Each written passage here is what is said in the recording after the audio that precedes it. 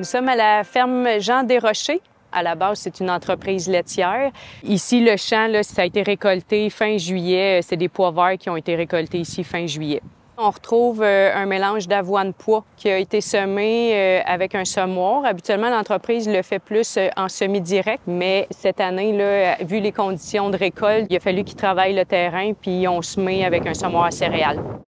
On aime bien voir une hauteur comme ça, de voir la floraison des pois, c'est quand même assez exceptionnel. Souvent, on a des engrais verts qui sont beaucoup plus petits. C'est souvent relié juste à la date de semis. Donc, c'est vraiment important. Plus on sème tôt, plus on a une belle biomasse, là, comme ici, une belle hauteur d'engrais verts, une densité vraiment bonne. Cette maturité-là nous permet d'avoir vraiment une belle biomasse. Les pois vont amener un apport d'azote. On pourrait facilement s'attendre à un 50 kg d'azote de ce poids-là. S'il était à un recouvrement supérieur, s'il était presque à 100 de recouvrement, on aurait beaucoup plus d'azote qui serait ramené au sol.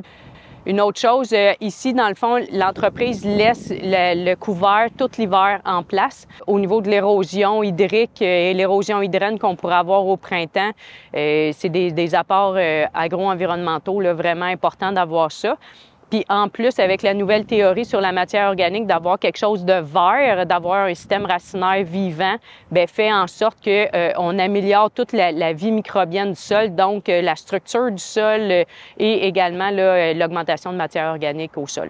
L'avoine et le pois, ce sont des annuels. Ils vont mourir à l'hiver. Qu'au printemps, on va les ramasser vraiment écrasés au sol par le poids de la neige. Avec ça, on va pouvoir soit ressemer en semi-direct, soit passer une déchaumeuse puis semer par la suite si on est un peu plus conventionnel. Au printemps, on pourrait s'attendre, avec un couvert végétal comme ça, à avoir un léger retard là, au niveau de l'assèchement et du réchauffement du sol. Par contre, avec la densité qu'on a aussi, le système racinaire qui est là, bien, veut pas, ça structure le sol, donc ça devrait favoriser aussi en même temps l'égouttement de l'eau, donc un peu de ramener, de rebalancer un peu la date de semis, là.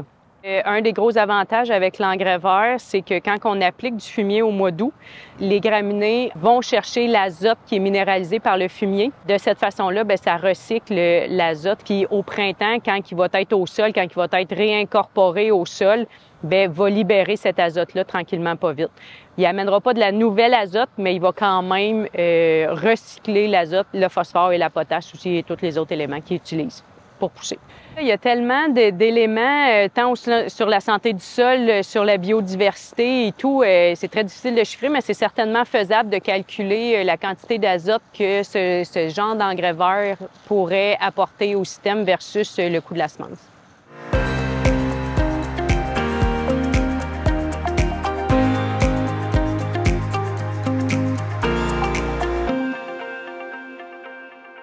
Ce que j'apprécie le plus, c'est que les légumes, ce sont des cultures de saison courte. Donc, si on sème tôt, on peut récolter tôt.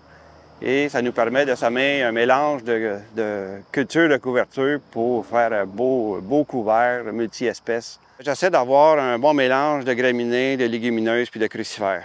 Les crucifères, ça pousse assez bien, donc moi, j'essaie de limiter la quantité de crucifères pour pas qu'ils prennent trop d'espace, parce que les feuilles se développent plus facilement puis ont tendance à aller rabrier des plantes qui sont plus lentes, comme la facilie, le lin. Donc, j'essaie de limiter à 2 kg à l'hectare l'ensemble des crucifères. Dans les crucifères, j'utilise du radis, du navet puis du kale. Les légumineuses, pour produire de l'azote, bien là, j'ai du pois fourragé.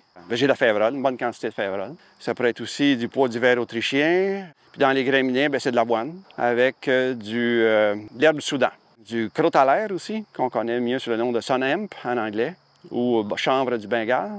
Moi, ce que j'aime des couverts, c'est la beauté des couverts. C'est agréable à voir, il y a plein de fleurs là-dedans, il y a beaucoup de vie, une biomasse importante. Et puis ça retourne au sol, c'est de la nourriture pour le sol, puis le sol, bien, il va faire pousser des belles plantes après ça. Les haricots, il arrive qu'on les sème quand même en juillet. C'est récolté en septembre, donc là, on ne peut plus faire de beaux couverts multi-espèces. Fait que là, c'est le seigle qui prend la place. On n'a pas vraiment autre chose que le seigle pour semer rendu à fin septembre, là. Fait que nous, on sème du seigle presque partout. L'année où est-ce qu'on sème les haricots tardivement, c'est du seigle à 100 % de la surface, même après le maïs.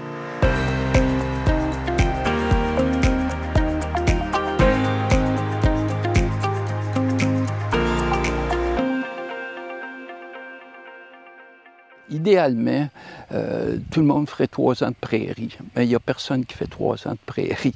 Ça fait qu'il faut trouver une façon pour que le sol puisse rétablir. Puis les cultures de couverture, après les légumes de transformation, c'en est une. Le sorgho, c'est notre première année en essai de culture de couverture. Ça pousse vite. Le système racinaire va prendre beaucoup de place, ce qui est important en bio. Ça a un excellent contrôle de ces mauvaises herbes. Là, présentement, il y a des mauvaises herbes qui ont peut-être 2 cm de haut, mais d'ici une semaine, le sorgho va avoir gagné 30 cm. Puis à ce moment-là, les mauvaises herbes, ils écrasent en dessous. Ils ne seront jamais capables de compétitionner avec la croissance du sorgho. C'est sûr que ça va laisser beaucoup d'azote.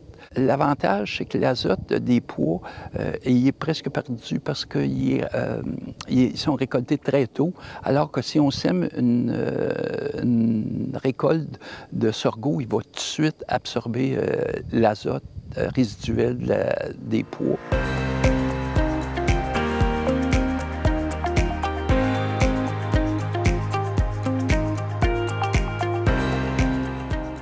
Dans mon livre à moi, ça vaut toujours la peine jusqu'à la fin septembre de semer quelque chose.